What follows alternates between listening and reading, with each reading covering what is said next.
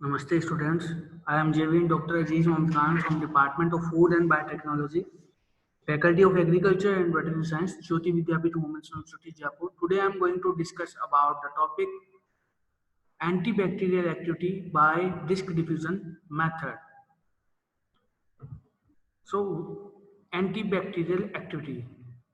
Antibacterial activity is conducted by using some specific and standard antibiotics. Antibiotics, what are the antibiotics? Antibiotics are the specific compounds secreted by the microorganisms to protect them, and these antibiotics are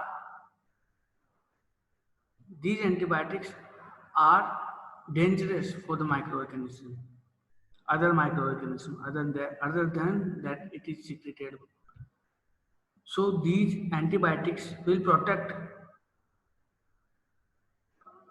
the bacteria, and similarly it will kill other bacteria. So when we use a antibiotic for killing of the many types of bacteria, then it can be used for antibacterial activity. The examples of antibiotics include tetracycline, methicillin, tetracycline, methicillin, penicillin. So these are the antibiotics which we can use for the different kinds of microorganisms. These antibiotics will kill, and there are different kinds of activities of these antibiotics, such as some of them kill the microorganisms by breaking the cell wall. They disrupt the cell wall and kill the microorganism. So in this experiment, we are going to study about the antibacterial activity. For analysis of antibacterial activity, what will we use? We will need disc, antibiotic disc. So these antibiotic discs have a capability to kill microorganisms. So we will conduct this experiment in the lab conditions. And this experiment is conducted on nutrient agar on different kinds of culture. Different kinds of culture we can use. The most important media which is used in antibiotic activities, Muller-Hinton agar. So there are agar culture on which we place our microorganism, and then we place the antibiotic disc. If there is any growth, then we can say that the antibiotic is not effective. And if we found that there is no growth, then we can say that the antibiotic is effective. It is effective against the microorganism. So this is mostly this experiment is conducted against some pathogenic bacteria, which are pathogenic to us. So what are the materials which are required in this experiment? Media, that is Muller-Hinton media, or tryptic soya probe, ethanol, petri dishes, wire loop, and McFarland standard cotton soya. So what we will do first we will prepare our microorganism. First we will prepare our microorganism. What we will do? First we inoculate our microorganism and incubate it for 24 hours. Okay. After 24 hours, we will prepare antibiotic disc, and we prepare agar media, that is Muller-Hinton agar media, and we will sterile it and autoclave it. Then we make some pouring methods which are conducted in the petri plates. After preparation of media, using a swab, we will touch the old culture. We will touch the old culture of microorganism, and stick onto the new prepared new Muller-Hinton agar plates. So we will plate in this manner, like here. Suppose it is a plate, and using a swab we will plate it here, all over the plate, all over the plate. We will stick in this manner.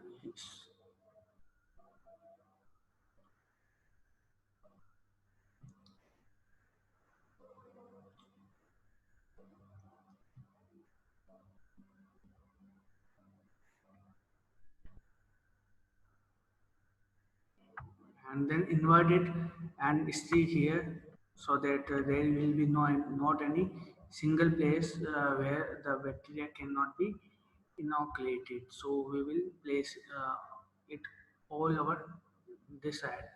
Then what we will do, we will again place it, and we will inoculate from this side also. Okay, complete. After that,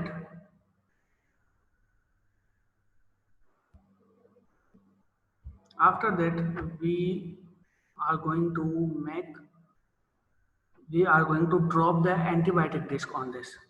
So antibiotic disc will be placed by using a specific kinds of forceps which are already sterilized. So for example, that here we have to place our antibiotic disc, and on the another side we will place another antibiotic disc. So there are two different antibiotic discs. Suppose it is a tetracycline or it is a streptomycin. After one day, what we will observe, uh, one after one day, what we will observe, that there is a hollow space around here. So we placed this antibiotic disc. After one day, what we will observe, that there is a round hole here. Okay, there is no growth. There is a no growth around this antibiotic disc. Okay, here in this ad we placed tetracycline. Suppose we placed tetracycline, and in this ad we placed streptomycin. So here we can say that tetracycline is effective, and this is the round, and we can calculate the antimicrobial activity by by measuring the zone of inhibition.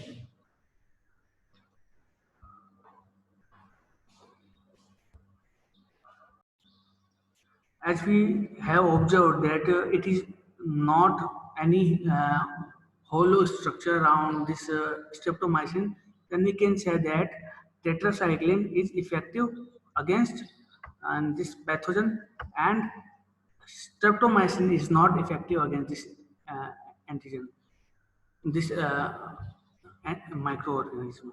So we can calculate the antimicrobial activity by measuring the zone of inhibition. This is the zone of inhibition. Suppose it is 12 mm. It is 12 mm. Then the zone of inhibition will be 12 mm, and the antimicrobial activity will be calculated in the zone of inhibition. But remember one thing, that we conduct this experiment three times, and after conducting this experiment in three times, we measure the zone of inhibition in three replicates, and after that we make average. That is our result. Suppose we got three plates in which we got 12 mm, 13 mm, and 14 mm. Then we will calculate 12 plus 13 plus 14 divided by 3. And then we will get zone of inhibition of 13 mm. So it will be our result, final result. So we can calculate this zone of inhibition, and antimicrobial activity. So this is our experiment which was based on the Kirby board antimicrobial activity, Kirby board disk diffusion method. So our lecture is over here. Thank you very much.